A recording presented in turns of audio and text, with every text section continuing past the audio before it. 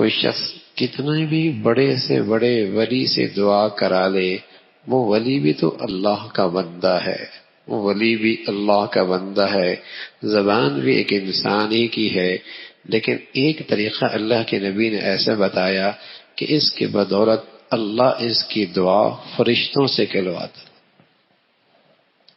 ایک عمل ایسا ہے کہ اس عمل کے بدولت اللہ فرشتوں سے اس کی خاطر دعا کرواتا، فرشتوں سے اس کی خاطر دعا کراتا۔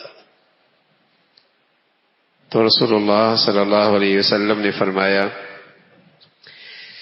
کہ کوئی مسلمان بندہ جو اپنے بھائی کے لیے پیٹھ کے پیچھے دعا کرے، فرشتہ کہتا ہے اے اللہ یہ دعا اس کے حق میں بھی قبول فرما لے۔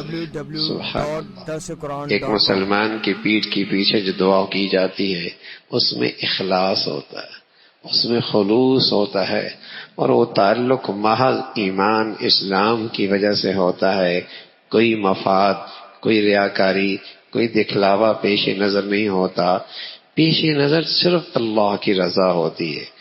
جب یہ پیٹھ پیچھے اپنے مسلمان کو اپنی دعا میں یاد کرتا ہے اور اس کے لیے کوئی خیر اور بھلائی مانگتا ہے یا کسی شر سے اس کی حفاظت کی دعا کرتا ہے، تو اللہ کا فرشتہ کہتا ہے اے اللہ اس کی یہ دعا قبول فرما، اور یہی دعا اس دعا کرنے والے کے حق میں قبول فرما۔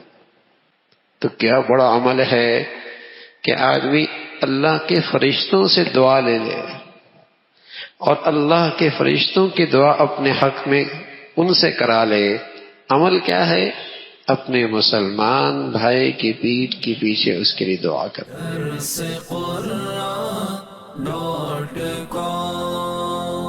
www.darsequran.com